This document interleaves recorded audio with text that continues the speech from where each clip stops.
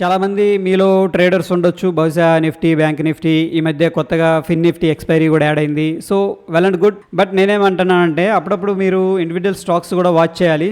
ఎందుకంటే 7 గంటల క్రితం మనం ఏమో అప్డేట్ చేసుకున్నామంటే దిలీప్ బిల్ట్ గాన్ స్టాక్ అనేది వాచ్ చేయండి అని చెప్పేసాను, స్ట్రాంగ్ స్క్రిప్ట్ అని చెప్పేసాను.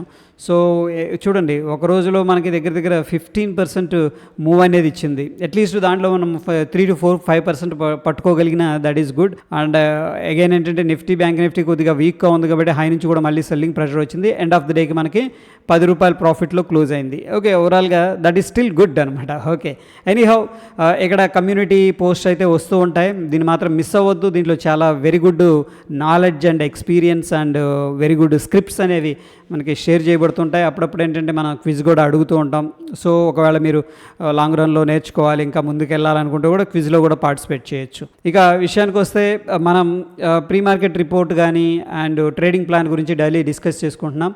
ఇక్కడ చూడండి, కరెక్ట్గా మనం గెస్ చేసిన విధంగానే మార్కెట్ అనేది జరిగింది. సో ఇక్కడ సెకండ్ హాఫ్ గురించి మనం ఎందుకు మాట్లాడుకున్నామంటే ఇక్కడ 2 స్లాట్స్ అనేది చేసుకున్నాం. ఇదేమో బేర్స్ టెరిటరీ. ఎందుకంటే మార్కెట్ ఫస్ట్ ఎప్పుడు కూడా పైకి వెళ్తూ ఉన్నప్పుడు ఏం చేస్తారంటే కిందకి రావాలి. ఎప్పుడు కిందకు వస్తుంది, ఏదైనా బ్యాడ్ న్యూస్ అన్నా ఉండాలి, లేదు అంటే బుల్స్ ఎవరో ఒకళ్ళు అటెంప్ట్ చేయాలి మార్కెట్ కిందకి రావాలంటే. సో ఆబ్వియస్గా ఏంటంటే ఫస్ట్ బేర్స్ అనేవాళ్ళు కిందకి అటెంప్ట్ చేస్తారు మార్కెట్ని కిందకి తీసుకురావాలి. బట్ సెకండ్ హాఫ్లో ఏంటంటే కౌంటర్ అటాక్ జరుగుతుంది అనమాట బుల్స్ నుంచి. ఎందుకంటే వాళ్ళ యొక్క ట్రెండ్ అప్ సైడ్ కాబట్టి పైకి తీసుకెళ్లే ప్రయత్నం చేస్తారు. సో ఎనీహౌ దాన్ని మనం చార్ట్ మీద అనేది చూద్దాం. దట్ ఈస్ ద రీజన్ ఏంటంటే నేను చెప్పేది, మన ఛానల్ సబ్స్క్రైబ్ చేసుకోండి, బెల్ బటన్ ప్రెస్ చేయండి. అండ్ మోరోవర్ ఏంటంటే ప్రతి వీడియోను క్షుణ్ణంగా స్కిప్ చేయకుండా వాచ్ చేయండి. డెఫినెట్గా ఏంటంటే నేర్చుకోవడానికి చాలా ఇన్ఫర్మేషన్ అనేది దాంట్లో ఉంటుంది. ఇక మరోవర్ ఏంటంటే అనాలిసిస్లో, ప్రీ మార్కెట్ అనాలిసిస్లో లెవెల్స్ అనేవి మనం అప్డేట్ చేసుకున్నాం.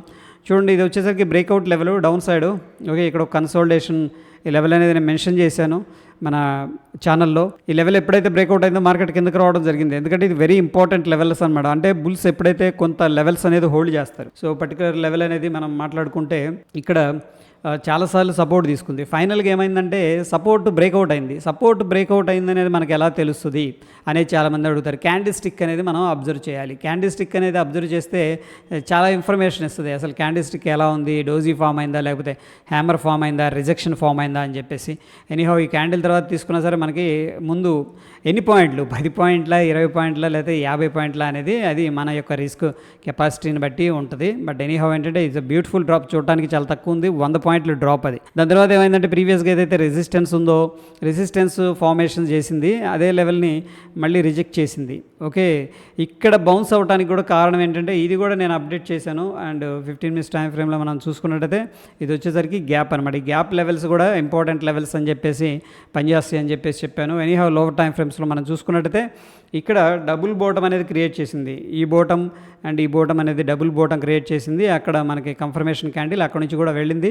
ప్రీవియస్గా ఏదైతే రెసిస్టెన్స్ ఉందో ఆ రెసిస్టెన్స్లోనే మార్కెట్ అనేది కన్సోలిడేషన్ తీసుకుంది. ఎప్పుడైతే మార్కెట్ కన్సోలిడేషన్ తీసుకొని అక్కడ నుంచి మళ్ళీ ఈ యొక్క లోని బ్రేక్ చేస్తుందో వెరీ గుడ్ క్యాండిల్తో, ఇది గుడ్ క్యాండిల్.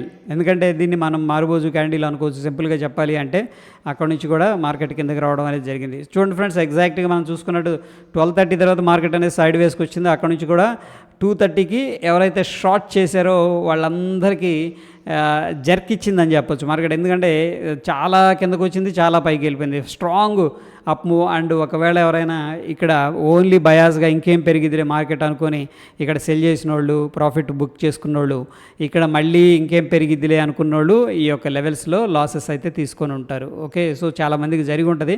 బట్ ఎనీహౌ ఏంటంటే ఈ యొక్క ప్యాటర్న్ కూడా నేను డిస్కస్ చేశాను. ఇది వెరీ సింపుల్ ప్యాటర్న్, ఎలా ట్రేడ్ చేయాలని చెప్పేసి. మార్కెట్ ఎప్పుడైతే ఒక ఇంపార్టెంట్ సపోర్ట్స్ దగ్గర మనకి డబ్ల్యూ ప్యాటర్న్ అనేది ఫార్మేషన్ జరుగుతుందో ఆ యొక్క బ్రేక్అవుట్ లెవెల్స్ అనేవి మనం ఎంట్రీ అనేది తీసుకోవచ్చు. ఓకే, ఇది very very important.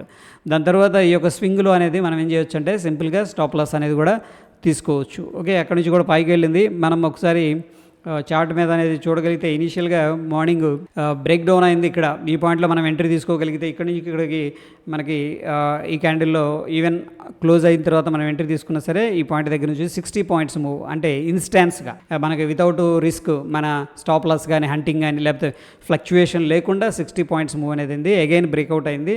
Okay. So, ఇదొక రకమైన ఫ్లాగ్ అనుకోవచ్చు సింపుల్‌గా చెప్పాలంటే. దాని తర్వాత మనకు అక్కడి నుంచి కూడా ఒక 150 పాయింట్లు మూవ్ అవ్వటం అనేది జరిగింది.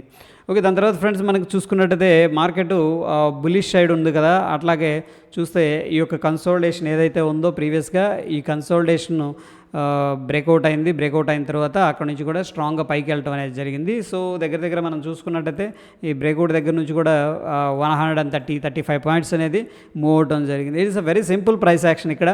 అండ్ మోరోవర్ ఏంటంటే మనం ఇన్ఫార్మల్‌గా ఈ యొక్క లెవెల్స్ గానీ, ఈ యొక్క కాన్సెప్ట్స్ అనేది క్లియర్‌గా నేను వీడియోస్ ద్వారా అప్‌లోడ్ అనేది చేస్తూ ఉన్నాను ఏ రోజుకి ఆ రోజు.